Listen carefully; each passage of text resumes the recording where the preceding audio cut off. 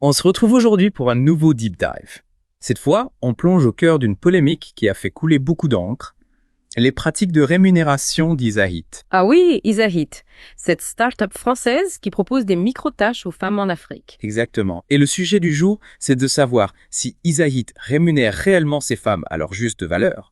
On a reçu pas mal de questions de votre part suite à la diffusion d'un reportage de Cash Investigation. Et pour ce deep dive, on a épluché un tas de sources. Des publications d'Isahit elle-même, des articles de presse, des enquêtes indépendantes. Le but, c'est de décortiquer tout ça ensemble pour vous donner une vision claire et complète de la situation. Alors, pour planter le décor, Isahit, créé en 2017, se présente comme une entreprise sociale. Leur canot, c'est de proposer des micro-jobs, un peu comme Amazon Mechanical Turk, mais en ciblant spécifiquement l'Afrique francophone. L'idée, c'est de lutter contre la pauvreté en offrant un travail décent à des milliers de femmes qu'ils appellent eaters. D'ailleurs, leur objectif initial était de recruter 10 000 eaters dans plusieurs pays africains. Sénégal, Côte d'Ivoire, Burkina Faso, Congo-Brazzaville, Cameroun, on parle d'une sacrée ambition. Et un des arguments phares d'Isahit, c'est le salaire qu'ils proposent. 20 $ par jour pour 7 heures de travail. Ils insistent beaucoup sur le fait que c'est bien plus élevé que ce que gagnent les populations les plus pauvres du monde.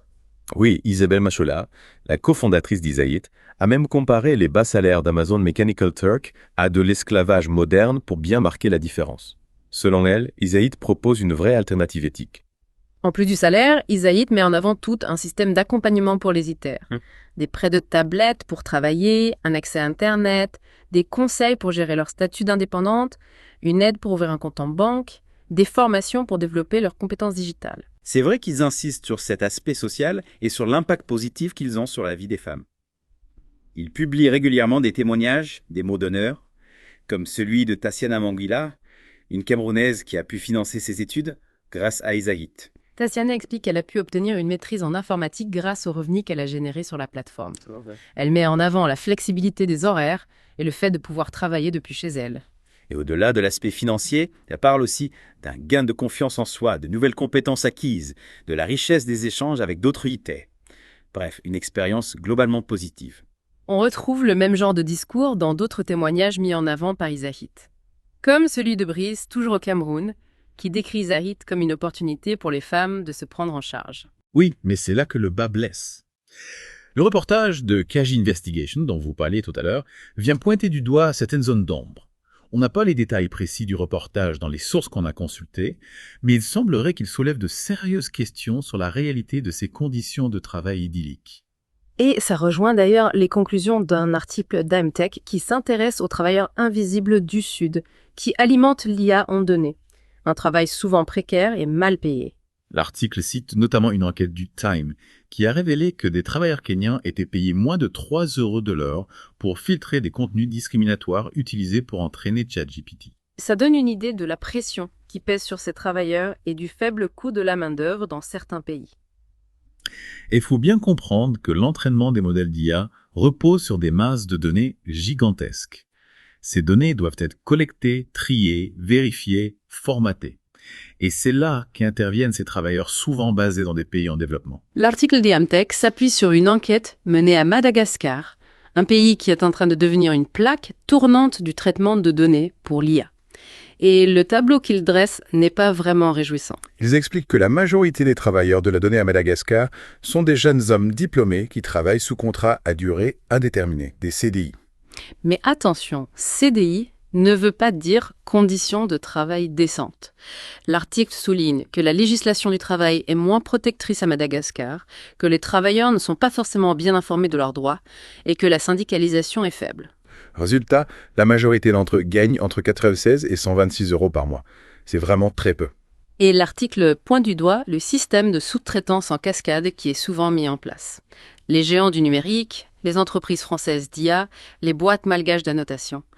Tout le monde prend sa part du gâteau, et ce sont les travailleurs en bout de chaîne qui trinquent. L'article met aussi en avant le rôle du passé colonial. Les entreprises françaises profitent de la main-d'œuvre qualifiée et francophone de Madagascar, un héritage direct de la colonisation.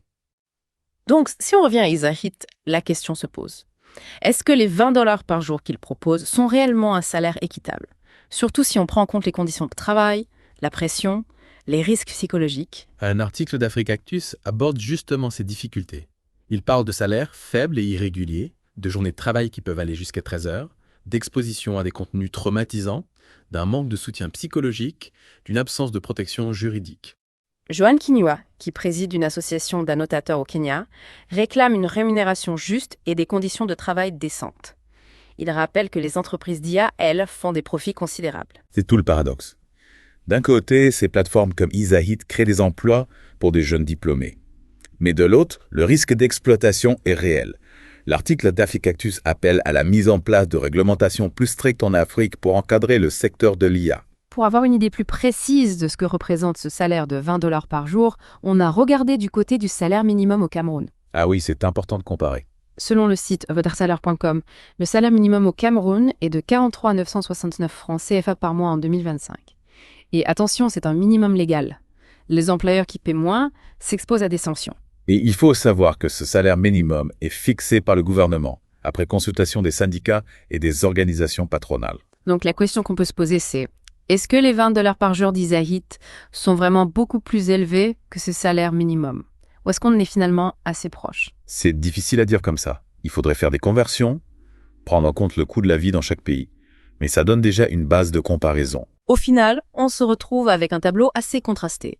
Isahit se présente comme une entreprise sociale qui a un impact positif, mais des enquêtes et des témoignages soulèvent des doutes sur la réalité de cet impact. Oui, c'est aux auditeurs de se faire leur propre opinion en pesant le pour et le contre.